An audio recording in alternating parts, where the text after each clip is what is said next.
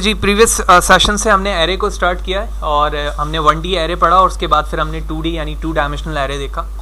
यहाँ पर तीसरी टाइप जो एरे की है वो जैक्ड एरे कहलाती है। ठीक है, जैक्ड एरे क्या है, सबसे पहले इसकी डेफिनेशन समझते हैं C# के रिस्पेक्ट से, फिर इसकी वर्किंग की तरफ से आएंगे। जैसे कि आप देख रहे हैं यहाँ लिखा हुआ C#, in C# jagged array is an array whose element are always elements are array which different dimension and sizes. यानी एक एरे के अंदर मौजूद उसका एक एलिमेंट भी खुद क्या हो सकता है, एरे हो सकता है।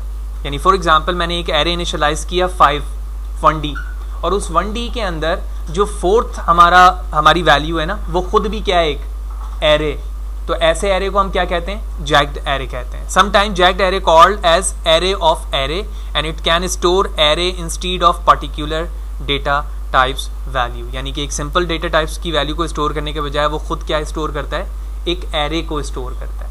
जैक्ड एरे हम 1D के रिस्पेक्ट से भी बना सकते हैं और 2D के रिस्पेक्ट से भी बना सकते हैं। यानी एक 1 डायमेंशनल एरे है, उसके किसी भी एलिमेंट को हमने एरे में रिप्लेस कर दिया।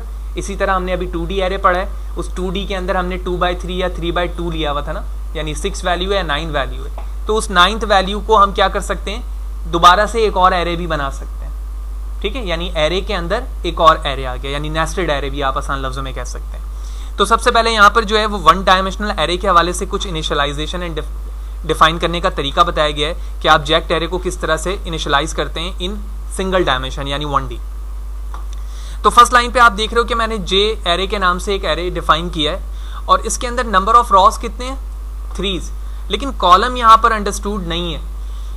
ठीक है, इसका मतलब ये है कि हमारे पास 3 रॉ तो होंगी लेकिन नंबर ऑफ कॉलम्स कितने होंगे ये पता नहीं है। ये जब हम इसे डिफाइन कर रहे होंगे, यानी जब इस पे हम काम कर रहे होंगे, तो उसके हर एक कॉलम के अंदर भी मैं एक और क्या बना दूंगा, एरे बना दूंगा। ठीक है, अभी उसकी बात नहीं हुई, अभी तो सिर्फ यहाँ पर हम समझ रहे हैं कि किस तरह से लिखा जा रहा है उसे। ये एक सिंपल एरे। ठीक है, आप यहाँ पर देख रहे हैं कि इसके 0 इंडेक्स के अंदर मैंने क्या किया है, इसी एरे के।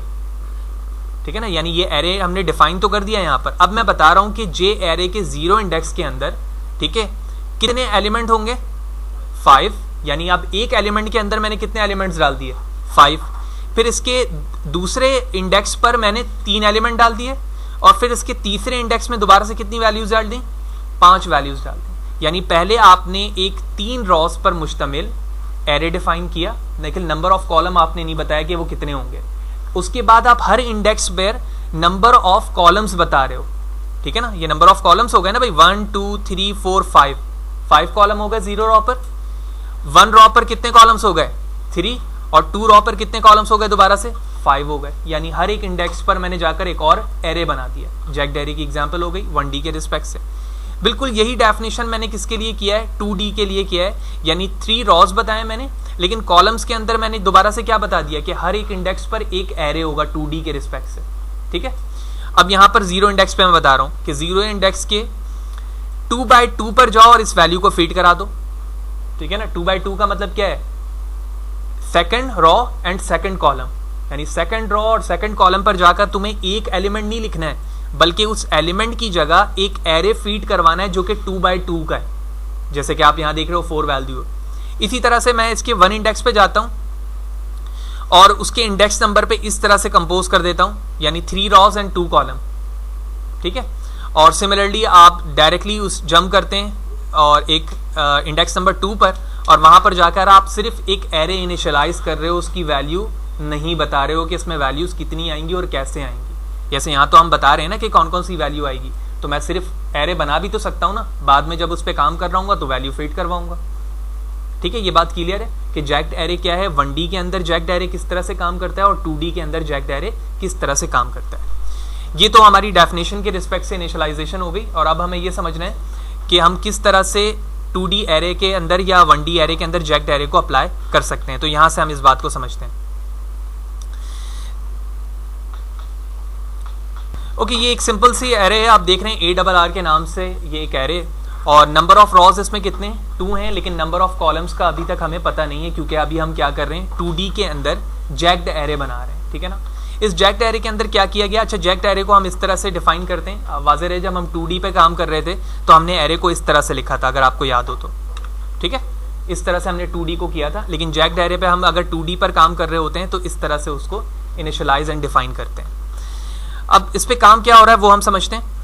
सबसे पहले तो हमने यहाँ पर 2 रॉस और नंबर ऑफ कॉलम्स को यहाँ पर डिफाइन नहीं किया है क्योंकि वो 1D एरे है यहाँ पर, और उसके बाद मैंने उसके पहले इंडेक्स में एक वैल्यू ऐड करवाई है, ठीक है, और उसके दूसरे इंडेक्स पर एक वैल्यू ऐड करवाई है, यानी 0 रॉ के फर्स्ट कॉलम पर एक एरे बना दिया, फिर रॉ नंबर 1 के उसी कॉलम पर मैंने एक और एरे डिफाइन कर दिया, ठीक है, 2 एरे बन चुके हैं 2 इंडेक्स पर।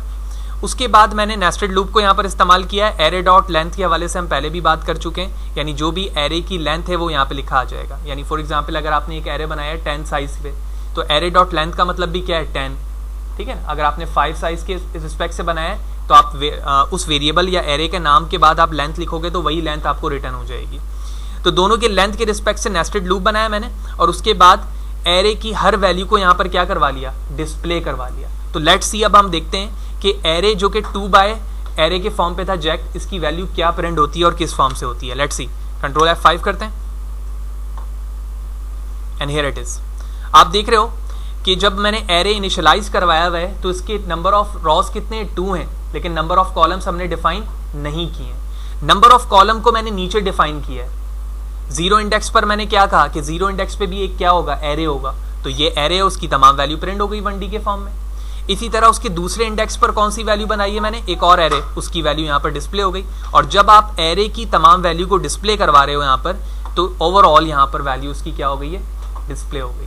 तो ये एक सबसे सफिशिएंट और बेसिक एग्जाम्पल थी कि जैक्ड एरे क्या है और किस तरह से इंटरनली उसकी वर्किंग होती है। यानी अगर हम शॉर्टली या ब्रीफली इस चीज़ को देखें तो जैक्ड एरे 1D और 2D के फॉर्म पर एक एरे है जिसके हर एक इंडेक्स के अंदर आप चाहें तो 1D एरे दोबारा से बना सकते हैं या 2D एरे बना सकते हैं, ठीक है, जिस तरह से हमने यहाँ पर देखा। और जब आप उसको डिस्प्ले करवाएंगे उसके इंडेक्सेस को, तो हर एक इंडेक्स के अंदर मौजूद जो एरे आपने एंटर किया है वो उसकी वैल्यू डिस्प्ले हो जाएगी।